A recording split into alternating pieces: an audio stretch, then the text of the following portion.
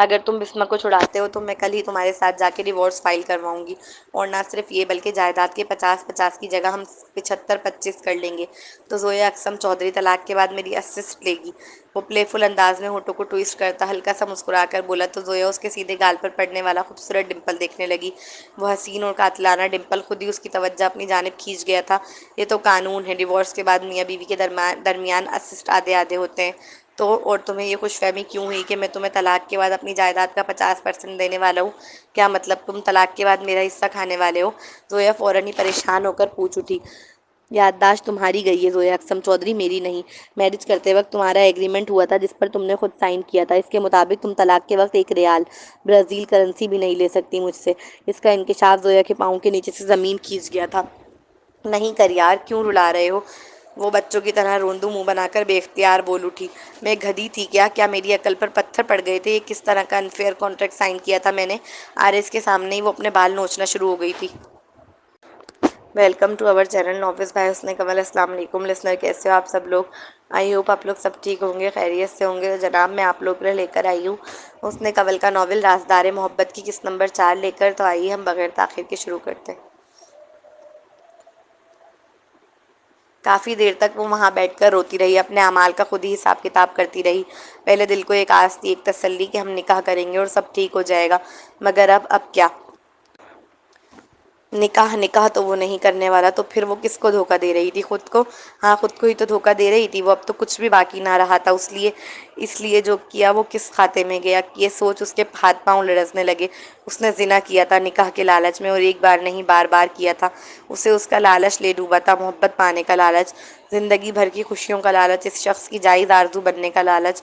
کہانیوں کی ہیروئن تو نیک و شریف ہوا کرتی ہیں، وہ تو بد تھی۔ بدو کی کہانی کون لکھا کرتا ہے؟ ان کی کہانیاں نہیں ہوتی، ان کے صرف سبق آموز افسانے ہوتے ہیں، اور وہ کسی کو سبق سکھانے والا افسانہ نہیں بننا چاہتی تھی، وہ نشان عبرت نہیں بننا چاہتی تھی، وہ کہانی بننا چاہتی تھی۔ وہ کہانی جسے لوگ جینے کی چاہ رکھیں، نہ کہ وہ جسے لوگ پڑھیں اور خدا کی پناہ مانگیں۔ علیان کی اچانک منگنی نے اسے رنگین و خوش فہمیوں کی دنیا سے نکال کے باہر پھینکا تھا، جس کے بعد اب جو اسے دنیا نظر آ رہی تھی وہ نہایت ہی خوفناک تھی، سانپ اور بچھو سے بھری، آگ کے شعلوں سے بھری۔ وہ تڑپ رہی تھی، رو رہی تھی، بلک رہی تھی، اسے وحشت ہو رہی تھی خود سے، اس آگ سے جو اس نے محسوس کی، اس اندھیرے سے جو اس کے ارد گرد پھیلا تھا، جسے صرف وہ دیکھ سکتی تھی، وہ محسوس کر سکتی تھی۔ وہ کتنی دیر وہاں روتی رہی، کتنی دیر تڑپتی رہی، کوئی حساب نہیں۔ بڑی مشکل سے اپنے وجود میں ہمت جمع کر وہ اٹھی، اس کے پاؤں لرز رہے تھے بخار کی شدت سے۔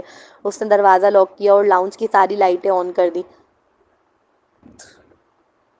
اب اسے اندھیرے سے ایک عجیب سی وحشت ہو رہی تھی جو اس نے پہلے کبھی محسوس نہ کی تھی۔ آہستہ قدم لیتی کمرے کی جانب آئی۔ کمرے میں داخل ہوتے ہی سب سے پہلے اس نے بہار امید کو نکالا۔ آنکھوں سے ابھی بھی آنسو بہہ رہے تھے، انہیں اپنے ہاتھ کی پشت سے رگڑتی وہ بیڈ کراؤن سے ٹیک لگا کر عادت کے مطابق بیٹھی اور پوائنٹر کھول کر لکھنا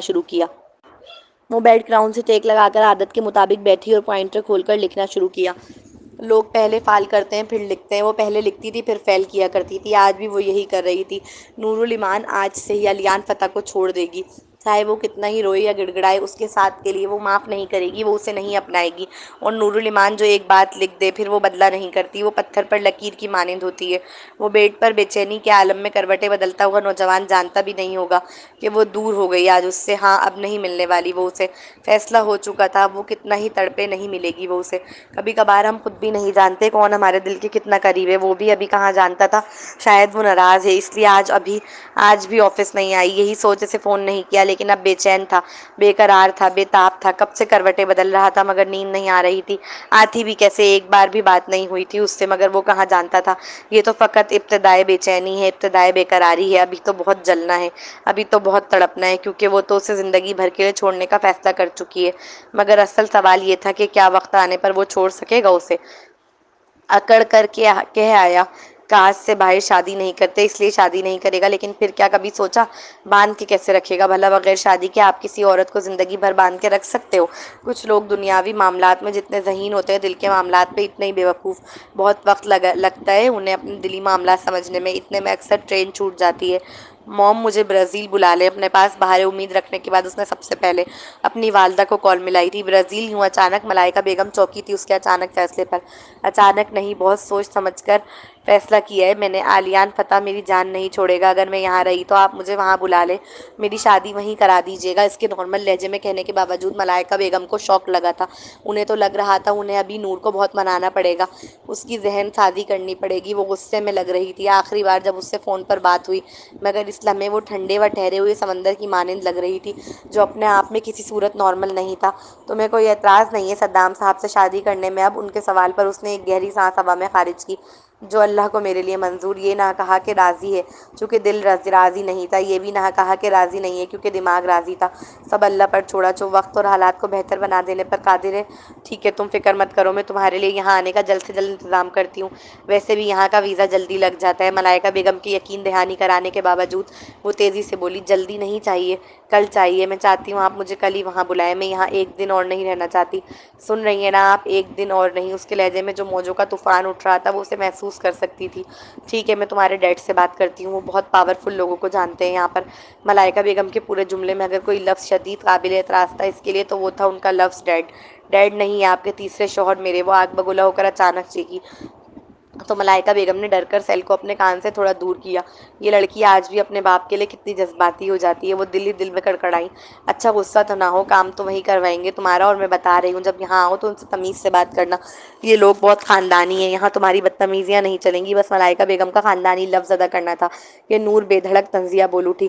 خاندانی ہوتے تو کیا آپ جیسی عورت سے شادی کرتے؟ اس نے ضد کرتے ہی ملائکہ بیگم تلملا اٹھی تھی۔ بلا شبہ وہ پانی میں آگ لگا دینے کا فن رکھتی تھی۔ شٹ اپ، مت بھولو ماں ہوں تمہاری اور تمہارے لیے ہی یہ سب کر رہی ہوں، ہر بار والا تکیہ کلام، مت بھولو ماں ہوں تمہاری، وہ زیر لب کڑتے ہوئے بڑبڑائی۔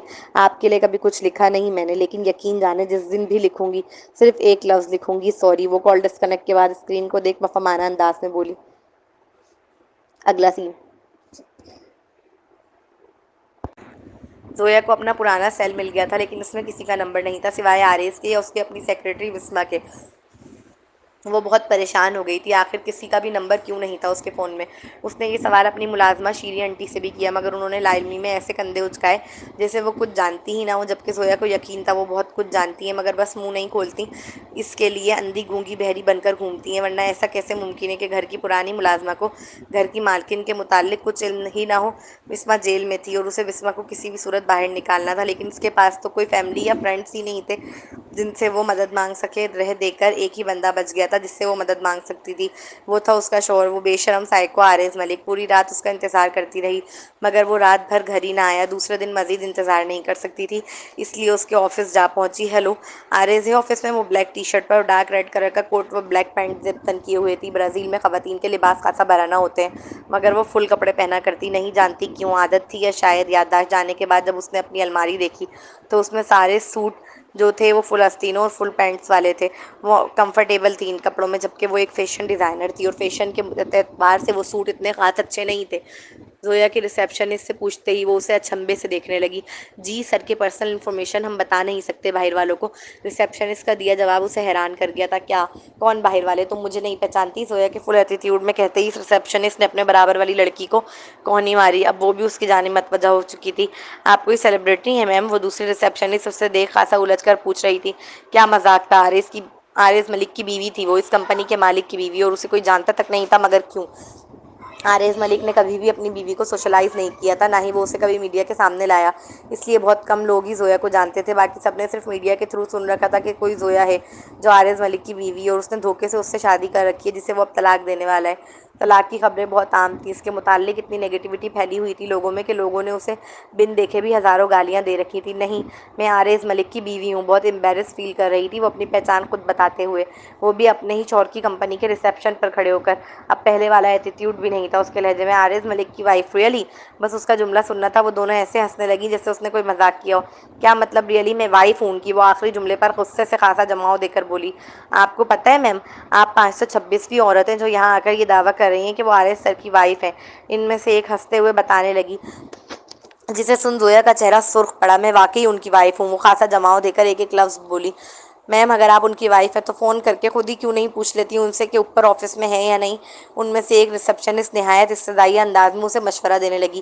اوکے، اس نے فوراً ہی سیل نکالا تاکہ ان دونوں کو منہ توڑ جواب دے۔ کال ملا کر اس نے سیل کان سے لگانے کی بجائے اسپیکر پر ڈالا تاکہ جب کال ریسیو ہو تو ان دونوں کی ہنسی کو بریک لگے۔ کال جاتی رہی اور جاتی ہی رہی، دوسری جانب سے ریسیو نہ ہوئی۔ میم کیوں اپنا اور ہمارا ٹائم ضائع کر رہی ہیں؟ پلیز آپ جائیں۔ ان میں سے ایک اب ذرا سخت لہجے میں بولی۔ عارض ملک فون اٹھاؤ، کیوں میری عزت کا فارودہ کر رہے ہو؟ اس نے پھر سے کال ملائی مگر اس بار بھی کال ریسیو نہ ہوئی بلکہ الٹا ڈسکنیکٹ کر دی گئی۔ میم اب بہت ہو گیا، پلیز آپ یہاں سے چلی جائیں اس سے پہلے کہ ہمیں گارڈز کو بلانا پڑے۔ ریسیپشنسٹ کے کہتے ہی وہ خاموشی سے وہاں سے ہٹ کر ویٹنگ روم کی جانب بڑھ گئی۔ ویٹنگ روم کافی بڑا تھا، اے سی لگا ہوا تھا جو فل اسپیڈ میں چل رہا تھا جس کے سبب کسی کو بھی ٹھنڈ لگ جائے۔ گرمی کے موسم میں بھی پورے روم میں وائٹ کلر کے صوفے بچھے ہوئے تھے۔ وہ صوفے پر جا کر ایک ٹانگ پر دوسری ٹانگ رکھتے نہایت مہذب انداز اور پروقار اعتماد کے ساتھ بیٹھی کہ اگر کوئی اسے پہلی نظر دیکھتا تو یہی گمان کرتا کہ وہ کہیں کی شہزادی ہو۔ اس کی کلائی پر بندھی واچ، کھلے ہوئے بال جنہیں کبھی وہ سیدھے کندھے پر گراتی عادت کے مطابق تو کبھی انگلیاں پھیر کر الٹے کندھے پر، بلیک کلر کی پینسل ہل جو اس کا ایک پاؤں اونچا ہونے کے سبب الگ ہی نمایاں ہو رہی تھی۔ وہ آرام سے بیٹھ کر اپنا سیل چلانے لگی، ساتھ ساتھ بار بار مڑ کر لفٹ کی جانب بھی دیکھتی جہاں سے عارض نے آنا تھا۔ وہ اپنے سیل پر وقت گزاری کے لیے اسنیک والا گیم کھیل رہی تھی۔ اس کا سانپ کافی لمبا ہو چکا تھا اور وہ ہائر اسکور پر تھی۔ میم کافی دیر ہو چکی ہے، پلیز آپ جائیں۔ اسے وہاں اطمینان سے بیٹھا دیکھ ریسیپشنسٹ کی آگ لگی ہوئی تھی۔ ان میں سے ایک بڑا اترا کر چلتی ہوئی اس کی جانب آئی اور اسے جانے کا کہنے لگی۔ میں اب ویٹنگ روم میں بیٹھی ہوئی ہوں، اب کیا پرابلم ہے؟ وہ ترچھی نگاہ سے مقابل کو گھورتے ہوئے استفسار کرنے لگی جس کا اسے ویٹنگ روم میں بیٹھنا بھی ہضم نہیں ہو رہا تھا۔ آپ جا رہے ہیں یا ہم گارڈز کو بلائیں؟ اس لڑکی کیا کر کے کہتے ہی زویا کا دل چاہا اس کا منہ نوچ لے۔ بلائیں، اور پھر میں ویڈیو بنا کر پوری دنیا میں وائرل کروں گی کہ ملک کارپوریشن کے ممبرز گیسٹ سے کس طرح بدتمیزی کرتے ہیں اور کس طرح انہیں ویٹنگ روم سے بھی نکال دیتے ہیں۔ زویا نے اس کے سامنے ہی اپنا سیل ویڈیو پر لگاتے ہوئے کھڑے ہو کر لاپرواہی سے گارڈ کو بلانے کا کہا۔ مگر آپ تو گیسٹ نہیں، وہ تیزی سے اعتراضاً بولی۔ یہ بات تو آپ جانتی ہیں یا میں؟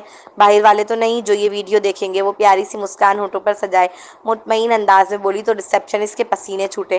آج کل میڈیا کا دور ہے، کون نہیں جانتا اگر ملک کارپوریشن کے ورکرز کی گیسٹ کے ساتھ بدتمیزی کرنے کی ویڈیو وائرل ہو گئی تو یقیناً یہ نہ صرف ان کی نوکری کے لیے خطرہ تھا بلکہ باہر کے لوگوں کو فیس کرنا بھی ان کے لیے مشکل ہو جاتا۔ اوکے آپ بیٹھ جائیں۔ وہ جتنا اکڑ کر آئی تھی اتنا ہی منہ کی کھا کر وہ اب واپس جا رہی تھی۔ زویا اب گیم کھیل کھیل کر بھی تھک چکی تھی۔ وہ بار بار عارض کا نمبر ٹرائی کرتی مگر دوسری جانب سے کال ڈسکنیکٹ کر دی جاتی۔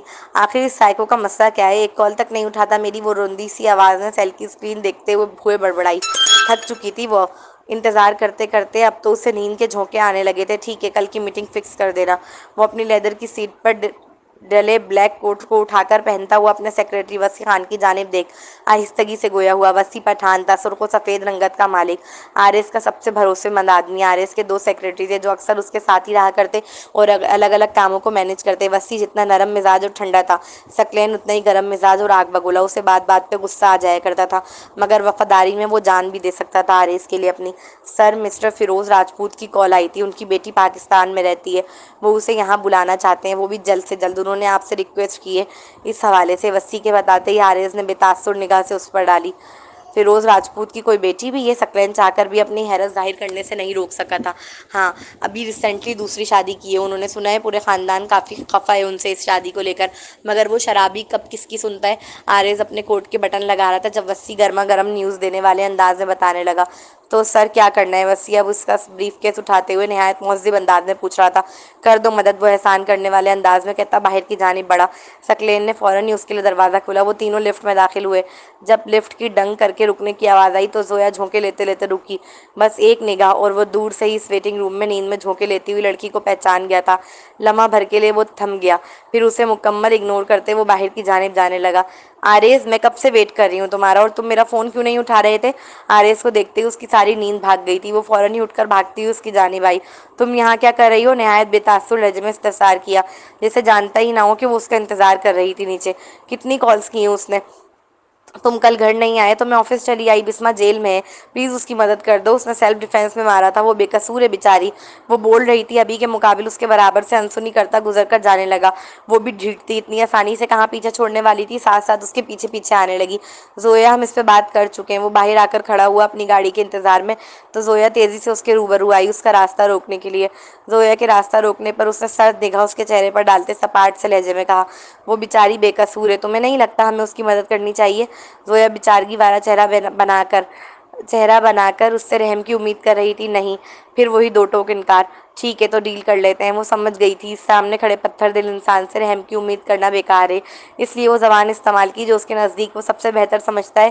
مانا وہ اس کے متعلق زیادہ جانتی نہیں تھی، مگر جتنا اس کی شخصیت کو جانا تھا اتنا تو سمجھ چکی تھی کہ وہ ایک اچھا بزنس مین ہے، گھاٹے کا سودا کبھی نہیں کرتا اور نہ ہی اس کام میں ہاتھ ڈالتا ہے جس میں اسے کوئی نفع نہ ملے۔ ڈیل؟ کیسی ڈیل؟ وہ ایک آئی برو جھکا کر فرصت سے پوچھ رہا تھا۔ اس کی گرے آنکھیں کتنی خوبصورت ہیں۔ وہ ایک لمحے کے لیے سب کچھ بھول کر یہی دیکھنے لگی تھی۔ اگر تم بسمہ کو چھڑاتے ہو تو میں کل ہی تمہارے ساتھ جا کے ڈیورس فائل کرواؤں گی، اور نہ صرف یہ بلکہ جائیداد کے 50-50 کی جگہ ہم 75-25 کر لیں گے، کیونکہ وہ برازیلیا کے باشندے تھے اور وہاں طلاق کے وقت شوہر کی جائیداد کا آدھا حصہ بیوی کو ملتا تھا۔ اس لیے زویا نے اس کے سامنے یہ پیشکش بڑی پر اعتمادی سے رکھی۔ تو زویا اقسم چودھری طلاق کے بعد میری اسسٹ لے گی؟ وہ پلے فل میرے ایسس لے گی؟ وہ پلے فل انداز میں ہونٹوں کو ٹوئسٹ کرتا ہلکا سا مسکرا کر بولا تو زویا اس کے سیدھے گال پر پڑنے والا خوبصورت ڈمپل دیکھنے لگی۔ وہ حسین و قاتلانہ ڈمپل خود ہی اس کی توجہ اپنی جانب کھینچ گیا تھا۔ یہ تو قانون ہے، ڈیورس کے بعد میاں بیوی کے درمیان ایسس آدھے آدھے ہوتے ہیں۔ تو ابھی وہ بول ہی رہی تھی کہ مقابل بات کاٹتے ہوئے، اور تمہیں یہ خوش فہمی کیوں ہوئی کہ میں تمہیں طلاق کے بعد اپنی جائیداد کا 50% دینے والا ہوں؟ وہ ایک ہاتھ کمر پر ٹکاتا چھوٹی آنکھیں کر بغور اسے گھورتے ہوئے جب لاپرواہی سے لہجے میں بولا تو زویا کو اپنی کمر پر پسینے کی بوندیں ڈھلتی محسوس ہوئیں۔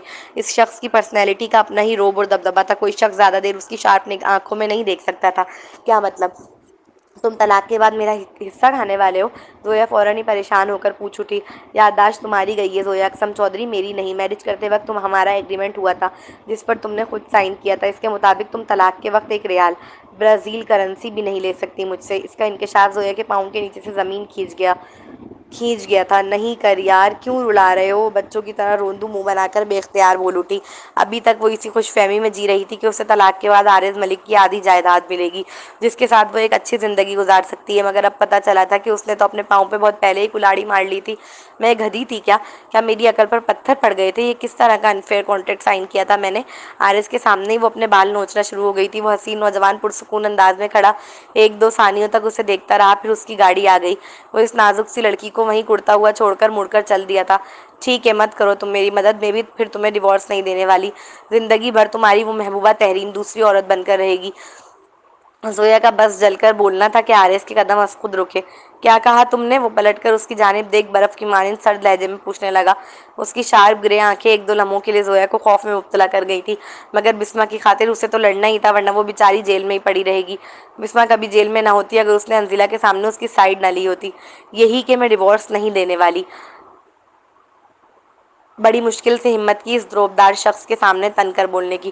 تم مجھے دھمکی دے رہی ہو زویا اقسم چودھری؟ اس نوجوان کی کرسٹل سی گہری آنکھیں اس کے وجود پر گھڑی تھی۔ زویا کو محسوس ہوا جیسے وہ اس کی روح تک کو جھنجھوڑ رہی ہوں۔ ہاں، اپنا خوف پس و پش ڈال کر اکڑ کر بولی۔ کچھ لمحے بعد دونوں ہی ایک دوسرے کو دیکھتے رہے۔ ماحول پر خاموشی کا راج تھا۔ اگر کسی کی آواز تھی تو وہ تھی زویا کی چلتی ہوئی تیز سانسوں اور بے ترتیب دھڑکتے دل کی۔ تم بس انتظار کرو۔ فقط اتنا کہہ کر وہ مڑ گیا۔ زویا تیزی سے اس کے پیچھے آئی تھی، مگر وہ تب تک گاڑی میں بیٹھ چکا تھا۔ اس کے منہ پر دروازہ بند کر کے وہ چلا گیا۔ اگلا سین۔ پورا ایک دن گزر چکا تھا، مزید برداشت نہیں ہو رہا تھا اس سے۔ اگر وہ ناراض بھی تھی تو ایسی بھی کیا ناراضگی کہ آفس تک نہ آئے۔ پرسنل لائف اپنی جگہ، پروفیشنل اپنی جگہ۔ کیا وہ بھول گئی تھی کہ وہ اس کی پرسنل سیکریٹری ہے؟ اس کا سارا کام وہی مینیج کرتی ہے۔ وہ اچانک کیسے غائب ہو سکتی تھی بغیر لیو کے؟ سر آپ نے بلایا؟ فیض خان اس کا رائٹ ہینڈ آفس میں داخل ہو کر نظر جھکائے نہایت مہذب انداز میں پوچھنے لگا۔ نور کو کال کر کے بلاؤ، کہو ابھی کے ابھی آفس پہنچے، بہت ضروری میٹنگ ہے۔ دل میں ایک عجیب سی ہلچل مچی ہوئی تھی۔ کسی کام میں دل نہیں لگ رہا تھا۔ کب وہ عادت کی طرح لگی خبر ہی نہ ہوئی۔ پہلے تو کبھی دل اس طرح بے چین نہیں ہوا تھا کسی کے لیے جیسے اس کی ایک دن کی چھٹی سے ہو گیا تھا۔ انا بڑی پیاری تھی، اسے بھلا خود فون کر کے اپنی مغرور ناک کیسے جھکا سکتا تھا؟ سر شاید انہوں نے نمبر بلاک کیا ہے میرا۔ اس کی بات سن علیان کے کان کھڑے ہوئے۔ Number block? اس سے ناراضگی میں بھلا فیض کا نمبر بلاک کرنے کی کیا ضرورت پڑ گئی اسے؟ اب علیان نے فوراً ہی اپنا سیل اٹھا کر اس کا واٹس ایپ چیک کیا۔ اس کی پک شو نہیں ہو رہی تھی، نہ لاسٹ سین۔ اس نے بلاک کر دیا ہے مجھے، وہ بے اختیار ہنسا تھا۔ کسی کا آپ کو بلاک کر دینا سب سے بڑا تذلیل کا تماچا ہوتا ہے، جو اس لمحے علیان نے محسوس کیا تھا۔ زندگی میں پہلی بار کسی لڑکی نے اسے بلاک کیا تھا۔ وہ سمجھ نہیں پایا، کچھ لمحہ اسے غصہ زیادہ آیا یا نور کی بچکانہ حرکت پہ ہنسی۔ سر آپ کہیں تو ان کے گھر جا کر چیک کروں؟ فیض کے پوچھتے ہی وہ بھڑک اٹھا تھا۔ ظاہر سی بات ہے، اپنا منہ دیکھنے کے تو پیسے نہیں دیتا نا میں تمہیں۔ اس کی آنکھوں میں جیسے جوالا مکھی پھوٹ پڑی تھی۔ فیض نے اتنا غصے میں علیان کو پہلے کبھی نہیں دیکھا تھا۔ وہ لڑکی علیان فتح راجپوت کو بلاک کر گئی تھی، کیا یہ کوئی عام بات تھی؟ ایک تپ چڑھ رہی تھی تو دوسری اتر رہی تھی۔